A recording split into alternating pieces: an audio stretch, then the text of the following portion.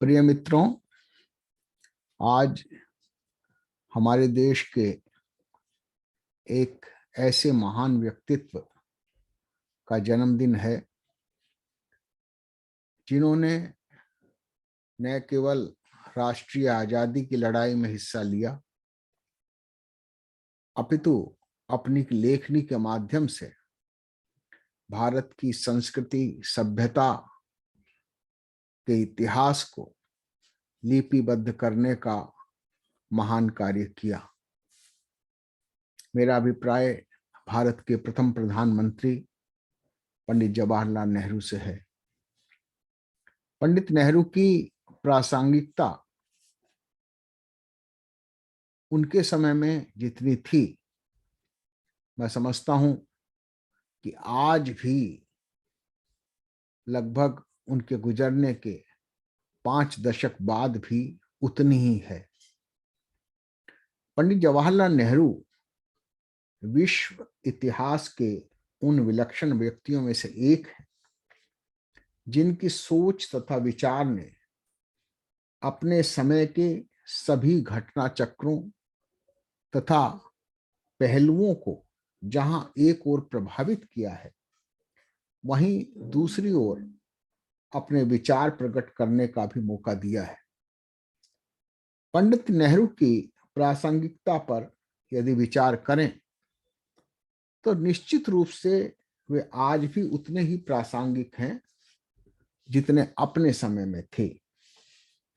उनके विचार किन्हीं जड़वादी सिद्धांतों अथवा बेतहाशा अति क्रांतिकारिता पर न होकर विज्ञान सम्मत तथा यथार्थ पर आधारित थे। यदि किसी रूप में उन पर किसी वाद का ठप्पा लगाया जाने का प्रयास किया जाए तो उनकी संपूर्णता को एक तंग नजरिए से देखना ही होगा। इसलिए तमाम प्रगतिशील विचारधाराओं तथा वाद उन्हें अपना जामा पहनाने का प्रयास करते हैं, परंतु नेहरू को वे अपने जामे से बाहर पाते हैं। वे मार्क्सवादी नहीं थे, परंतु मार्क्सवाद से प्रभावित जरूर थे। गांधी जी के अनन्य प्रिय शिष्यों में से वे एक होते हुए भी बापू की हर बात से सहमत नहीं थे। तभी भी महात्मा गांधी ने उनके बारे में कहा था, वे हीरे की तरह निर्मल हैं। ऐसा मात्र गांधी जी जैसा पारखी ही कह सकता था। अंतर्राष्ट्रीय संदर्भों तथा शब्दावली को भारतीय परिप्रेक्ष्य में जिस तरह से उन्होंने रखा, तो ऐसा प्रतीत हुआ कि वे इन तमाम घटना चक्र की धुरी तो भारत ही है। फासिज्म की कितनी जटिल व्याख्या जॉर्जी दिमित्रोव ने संयुक्त मोर्चा में दी, शायद लेखक ही उसे समझ पाया हो। और आज फासिस्ट साम्राज्यवाद तथा समाजवाद के बीच की तमाम दीवारें बर्लिन वॉल के साथ ही खंड खंड हो गई। परंतु फासिज्म का भारतीय भाष्य जो नेहरू ने दिया कि फासिज्म भारत में फासिज्म सांप्रदायिकता का नाम ही है, क्या कोई इसे अप्रासंगिक कर सकता है? राष्ट्रीय संदर्भों में लोकतंत्र, धर्मनिरपेक्षता तथा समाजवाद के बारे में जितने स्पष्ट, स्वस्थ तथा विस्तृत विचार उन्होंने दिए, उनके विपरीत जब भी कभी कोशिश हुई है, स्थितियों ने आतंक, दंगा तथा आपसी झगड़ा को ही बढ़ावा दिया है। नेहरू जी के विचारों को, या यूं कहिए नेहरूवाद पर हमला उनके जीवन काल के समय में ही होने लगा था। कोई उन्हें पाश्चात्य सोच का बताता था तो कोई उन्हें भारतीयता के विरोध में खड़ा व्यक्ति बताता था। उनकी आलोचना वैसे तो पार्टी के भीतर भी थी, स्वयं महात्मा जी की बात से पूरी तरह सहमत न थे, तो गांधी जी भी उनके विचारों को अपनी सहमति प्रदान नहीं करते थे। सरदार पटेल सरीखे कांग्रेस के उच्च नेताओं ने कभी उनके वर्चस्व को पूर्णतः स्वीकार नहीं किया। अनेकों ऐसे राजनीतिक तथा वैचारिक प्रश्न थे जिन पर दोनों के विचार समान न थे। दोनों में नेतृत्व के सवाल को भी गौण करके नहीं देखा जा सकता। भारत की आजादी के बाद जहां तक राष्ट्रीय पुनर्निर्माण का प्रश्न था, दोनों ने कंधे से कंधा मिलाकर निर्माण के कार्य में अपने को कतारबद्ध पाया। विस्थापितों को कैसे बसाया जाए, कश्मीर तथा नवनिर्मोदित पाकिस्तान के प्रति व्यवहार पर दोनों में मतभेद अवश्य थे। नेहरू जहां सर्वधर्म समभाव के आदर्शों पर खड़े भारत कश्मीर समस्या को मिलजुल बैठकर हल करने तथा पड़ोसी देशों के साथ अच्छे मित्रतापूर्ण व्यवहार के हामी थे, वहीं सरदार पटेल के विचार उनसे कुछ विपरीत थे। परंतु कभी ऐसा मौका नहीं आया कि विचारों की यह असमानता जग जाहिर बनी हो। दुर्भाग्यवश सरदार पटेल का देहावसान आजादी के कुछ दिन वर्षों बाद ही हो गया तथा देश उनके प्रशासकीय अनुभवों तथा दक्षता से वंचित रह गया। परंतु स्थितियों तथा अनुभवों ने यह सिद्ध किया कि भारत का निर्माण कैसा हो और कौन कौन सी ताकतें इसमें अग्रणी भूमिका अदा करें, इस पर नेहरू जी के विचार सुसंगत तथा सही थे। प्रसिद्ध समाजवादी चिंतक व नेता डॉक्टर राम मनोहर लोहिया ऐसे आलोचक थे जिनका दावा था कि उनके अतिरिक्त समाजवाद की परिभाषा तथा व्याख्या या तो पाश्चात्य चिंतन पर आधारित है अथवा काल्पनिक है। वे स्वयं को भारतीय परिप्रेक्ष्य में ही समाजवादी सिद्ध करने का प्रयास करते रहे। अल्हड़ परंतु गंभीर व्याख्यानों के जरिए उन्होंने अपनी सोच का इजहार किया। वास्तव में डॉक्टर लोहिया के बाद समाजवाद का ऐसा रूप बिगड़ा कि उसका भारतीयकरण के साथ साथ प्रांतीयकरण, धर्मकरण तथा जातीयकरण भी हो गया। वैदिक समाजवाद, गुरु गोविंद सिंह का समाजवाद, तेलुगु समाजवाद तथा इत्यादि इत्यादि समाजवाद के ऐसे ऐसे रूप सामने आए कि मानना पड़ा कि समाजवाद एक ऐसी टोपी है जिसे हर कोई पहन सकता है तथा वह हर एक के ही उतनी ही फिट उतरती है जैसी उसी की हो। इसके विपरीत पंडित नेहरू के समाजवाद के बारे में विचार ही स्पष्ट तथा परिप्रेक्ष्य के अनुसार थे। नेहरू जी के विचार काल्पनिक तथा कपोल कल्पित न होकर व्यवहारिक तथा वैज्ञानिक है। उनका कथन है कि यदि किसी रेलगाड़ी के डब्बों के आगे बैल बांध दिए जाएं तो उसे रेलगाड़ी नहीं कहा जा सकता। उसी प्रकार समाजवाद यदि वैज्ञानिक नहीं है तो उसे समाजवाद नहीं कहा जा सकता।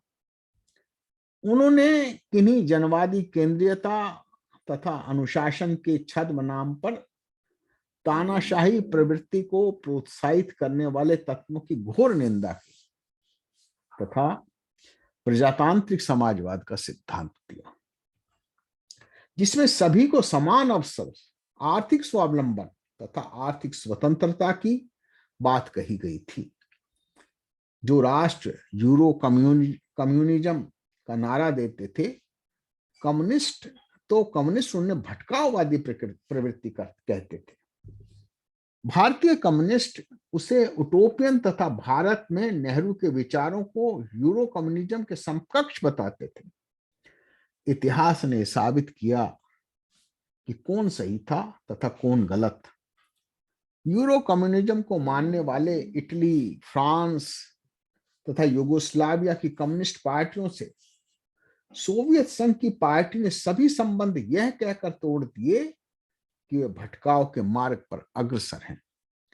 परंतु ग्लासनोस्ट तथा पेरेस्ट्राइका की बात कहने वाली सोवियत संघ की कम्युनिस्ट पार्टी ने स्वयं अपनी आलोचना की तथा उन्हीं रास्ते पर चलने का प्रयास किया जिसे वे भटकाववादी प्रवृत्ति बताते थे। पंडित जवाहरलाल नेहरू स्वयं महान अक्टूबर समाजवादी क्रांति जो 1917 में रूस में हुई का अभिनंदन करने स्वयं रूस गए थे तथा वहां से लौटकर मजदूर तथा किसान के सर्वप्रथम राज्याभिषेक पर एक पूरी पुस्तक ही लिख डाली थी। आजादी के बाद की बागडोर संभालते ही योजनाबद्ध विकास, स्वावलंबन तथा सार्वजनिक क्षेत्र का निर्माण, समाजवादी देशों से मित्रता जैसे कदम उठाकर नेहरू ने भारत के लोकतांत्रिक समाजवाद की स्थापना की और कदम बढ़ाए थे। तो पूरी दुनिया के कम्युनिस्ट विरोधी देशों ने कहना शुरू कर दिया कि नेहरू ने भारत को कम्युनिज्म की आग में धकेल दिया है। परंतु पंडित जवाहरलाल नेहरू ने जो नीति अपनाई वे अपने आप में अनूठी थी। प्रजातांत्रिक समाजवाद जहां वैज्ञानिक समाजवाद की भारतीय व्याख्या है, वहीं वह भारत की परिस्थितियों के अनुकूल भी है। समाजवाद का विकास जनतांत्रिक प्रक्रिया पर आधारित होगा। पूरे विश्व के तथा भारत के विभिन्न घटना चक्रों ने यह सिद्ध कर दिया कि पंडित नेहरू के समाजवाद विषयक विचार ही दुरुस्त हैं। समाजवादी क्रांति के विभिन्न पहलुओं पर अलग अलग विचारकों ने भिन्न भिन्न विचार दिए। कार्ल मार्क्स तथा लेनिन के विचारों पर आधारित भारतीय कम्युनिस्टों ने राष्ट्रीय जनवादी क्रांति तथा जनतांत्रिक क्रांति के अलग अलग रूप प्रस्तुत किए तथा साम्राज्यवाद विरोधी, इजारेदार विरोधी तथा सामंत विरोधी शक्तियों को एकजुट करने के बाद कम्युनिस्ट पार्टी के नेतृत्व के प्रश्न पर दोनों विभाजित हो गए और फिर कभी न मिलने की शपथ ले ली। दोनों ने प्रमुख सर्वहारा की तानाशाही तथा वर्ग संघर्ष को दिया।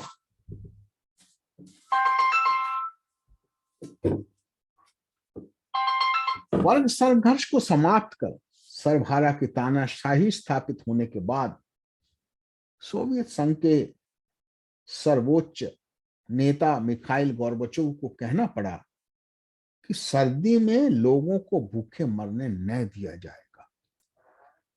वही डॉक्टर राम मनोहर लोहिया ने कहा कि भारतीय स्थितियों का तकाजा है कि भारत में वर्ण संघर्ष पहले वर्ण संघर्ष होगा।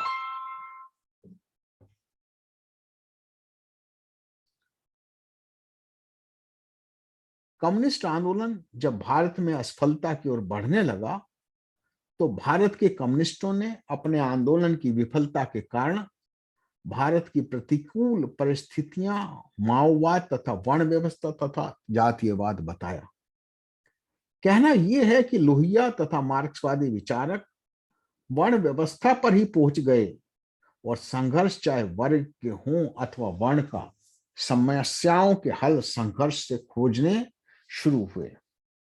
यहां लेनिन के ये शब्द कहने बेहद प्रासंगिक हैं कि सत्ता चाहे वैधानिक ढंग से अथवा असंवैधानिक ढंग से हथियाई जाए, हिंसक अथवा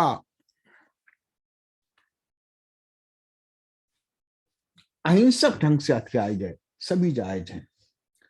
उन्हीं मार्क्सवादियों ने एक दूसरे को संशोधनवादी कहना शुरू किया तो स्वयं को क्रांतिकारी। नक्सलवादी गुट पनपे तथा कई अन्य नामों से मार्क्सवादी, लेनिनवादी, स्टालिनवादियों ने अपने अपने संगठनों की स्थापना की और शुरू हो गया अपने द्वारा ही भारत की तथाकथित संविधान, कानूनों तथा बल की स्थापना, व्याख्या तथा उनका क्रियान्वयन। लाल किले पर लाल निशान मांग रहा मजदूर किसान। सैकड़ों बेगुनाह लोगों को उनकी क्रांतिकारियों ने प्रतिक्रांतिकारी कहकर मौत के घाट उतार दिया। अपनी सरकारें स्थापित कर ली गई तथा चीन तथा अन्य देशों से हथियार लेकर लोक युद्ध की घोषणा कर दी। परंतु क्या हाल हुआ इन क्रांतिकारियों का?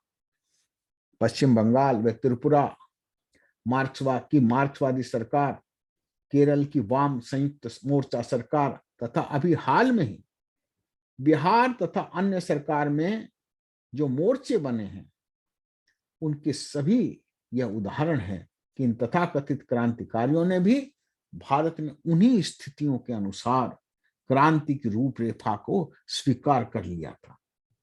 जो कहते थे कि संसद व विधानमंडल तो मात्र अपनी बात कहने के अंग हैं, अब उनकी शक्ति का प्रदर्शन उसी में होने लगा। किसकी जीत है?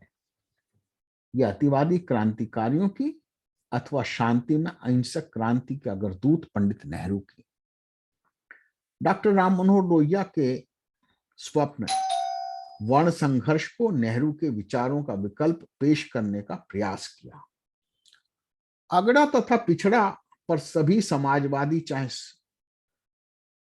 वे संयुक्त हों अथवा प्रजा, सभी ने इन्हीं वाक्यों को दोहराया।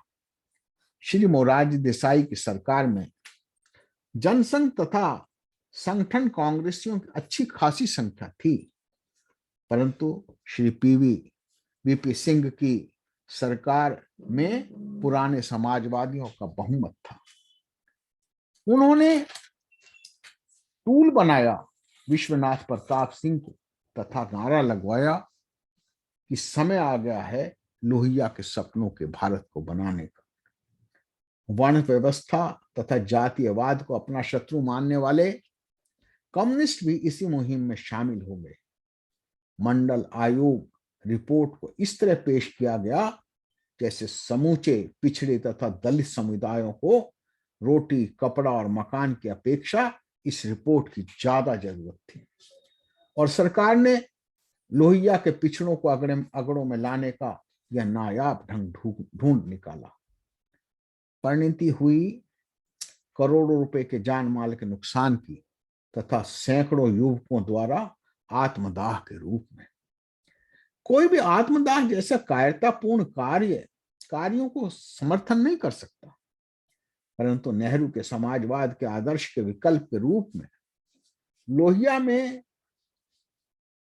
लोहियावादियों द्वारा प्रस्तुत इस अगड़े पिछड़े के खेल में यह सब कुछ कर दिखलाया। इस बात में दो राय नहीं कि हिंदी ही राष्ट्र की राष्ट्रीय भाषा के रूप में विकसित होनी चाहिए, परंतु किन्हीं अन्य भाषा के ऊपर यह थोपी नहीं जानी चाहिए।